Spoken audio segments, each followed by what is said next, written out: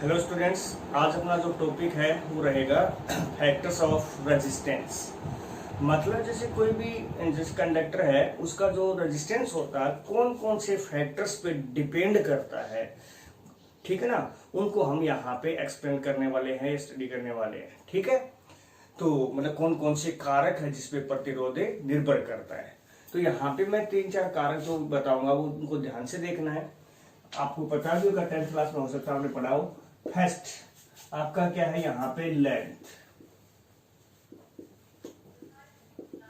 मतलब जो रेजिस्टेंस होता है कंडक्टर का वो उसकी लेंथ पे डिपेंड करता है। क्या मतलब, लेंथ ज्यादा है तो रेजिस्टेंस भी ज्यादा, कम है तो कम।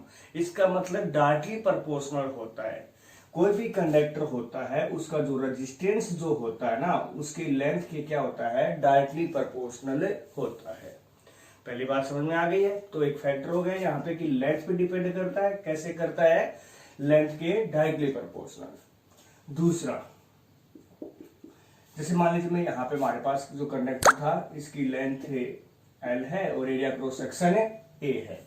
दूसरा किस पे डिपेंड करता है, एरिया ऑफ क्रॉस सेक्शन, ठीक है। अनुप्रस्थ काट क्षेत्रफल, लेंथ का लंबाई पे।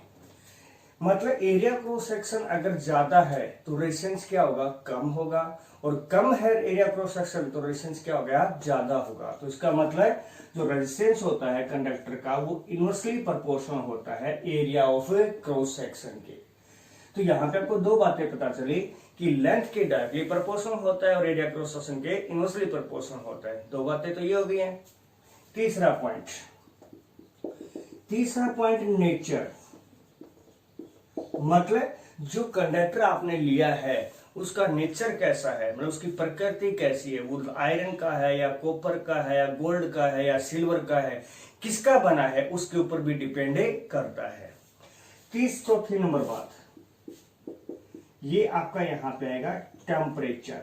मतलब टेम्परेचर पर भी डिपेंड करता है कि उसका टेम्परेचर ज्यादा है या कम है। कैसे करता है, ज्यादा है कम, उसके लिए अलग से टॉपिक बनाएंगे अपन यहाँ पे। परंतु अभी आपको याद रखने की बात होगी कि टेम्परेचर पे डिपेंड करता है, ठीक है।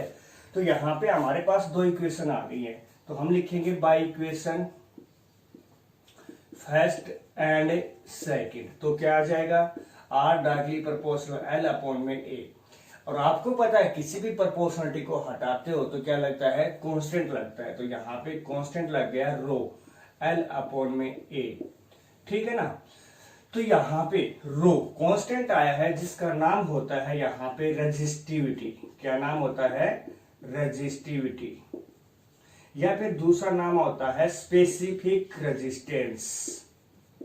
दूसरा नाम क्या होता है, स्पेसिफिक रेजिस्टेंस। मतलब रेजिस्टिविटी का मतलब प्रतिरोधकता, और विशिष्ट इसका मतलब हो जाएगा विशिष्ट प्रतिरोध। ये यहाँ पे फैक्टर्स हैं। तो ये जो कांस्टेंट है ना, ये वाला जो रेजिस्टिविटी है, ये दो बातों पे डिपेंड करता है। लेंथ और एरिया पे तो हो गया। जो दो बातें लास्ट वाली मैंने बताई थी वो कौन डिपेंड कर रहा है, रेजिस्टिविटी डिपेंड करती है कि नेचर पे डिपेंड करती है। कांस्टेंट होती है किसी भी मटेरियल के लिए तो मतलब एक पर्टिकुलर टेम्परेचर पे, परंतु अगर टेम्परेचर भी चेंज कर दोगे तो उसकी रेजिस्टिविटी भी चेंज हो जाएगी। तो लास्ट वाले जो दोनों फैक्टर है वो किसमें आ गए हैं, रेजिस्टिविटी में। और पहले दो वाले ये हो गए लेंथ और एरिया का। तो इस प्रकार से हम यहाँ पे क्वेश्चन, ये वेरी इंपॉर्टेंट है, आगे चलकर काम आएगी। तो आपको पता होना चाहिए कि कौन कौन से फैक्टर है जिनके ऊपर किसी भी कंडक्टर का रेजिस्टेंस डिपेंड करता है। तो चार होते हैं, लेंथ के डायरेक्टली प्रोपोर्शनल, एरिया के inversely proportional, area cross section के। तीसरा किसके ऊपर, नेचर के ऊपर। चौथा किसके ऊपर, टेम्परेचर के ऊपर। तो इस प्रकार से आप ये बता सकते हो। इससे आगे देखना,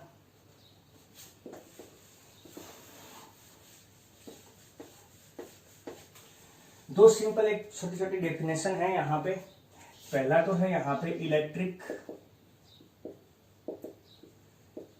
कंडक्टेंस, जिसको कैपिटल जी से लिख देते हैं। मतलब विद्युत चालकत्व, ठीक है। कोई भी कंडक्टर होता है उसका इलेक्ट्रिक कंडक्टेंस जो होता है ना वो हमेशा उसके रेजिस्टेंस के इनवर्स के इक्वल होता है। तो आप लिख दोगे electric conductance of a conductor always equal to the inverse of resistance of that a conductor, मतलब उसके प्रतिरोध के व्युत्क्रम के बराबर होता है। ठीक है। दूसरा नाम आता है इलेक्ट्रिक कंडक्टिविटी।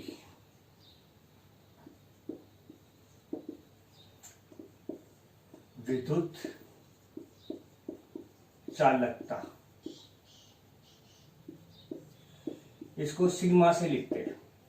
आपको बता देता हूं कि कोई भी कंडक्टर होता है उसकी कंडक्टिविटी, जो इलेक्ट्रिक कंडक्टिविटी होती है ना, वो हमेशा उसके रेजिस्टिविटी के इनवर्स के इक्वल होती है। तो आप क्या लिख दोगे कि conductivity of the conductor always equal to the resistivity, always equal to the inverse of resistivity of that a conductor, मतलब उसकी प्रतिरोधकता के व्युत्क्रम के बराबर होती है।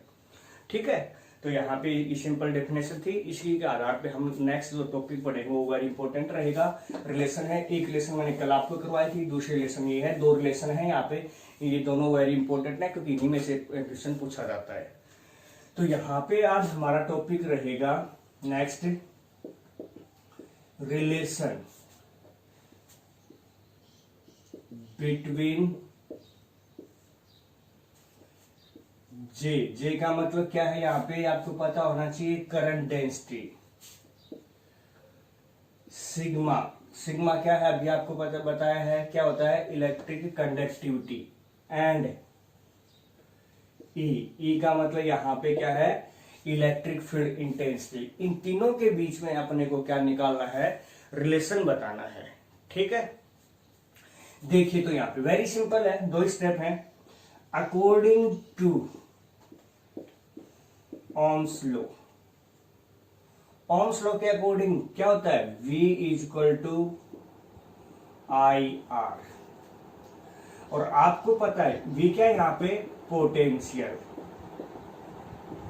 और हेयर आपको अभी भी निकाला है R इज इक्वल टू क्या है, यहाँ पे अभी भी बताया था रो L अपॉन में A, इसलिए V इज इक्वल टू क्या आ गया आपके पास, I रो L अपॉन में A आ गया।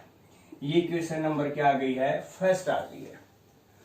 दूसरा वी नो, ये फर्स्ट स्टेप ये हो गया। दूसरा स्टेप देखिए, वी नो हम जानते हैं, क्या जानते हैं, वी अपने फोर्थ चैप्टर में कैपेसिटर वाले में पढ़ा था। V इज इक्वल टू मतलब पोटेंशियल जो होता है वो किसके इक्वल होता है, V is equal to E D पढ़ा था। डी का मतलब डिस्टेंस थी, यहाँ पे डिस्टेंस हमने क्या ली है, लेंथ ली है।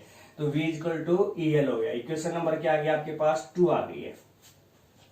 अब देखिए इक्वेशन नंबर फर्स्ट और सेकंड देखिए, लेफ्ट हैंड साइड इक्वल है तो राइट हैंड साइड भी इक्वल। तो हम लिख देंगे बाय इक्वेशन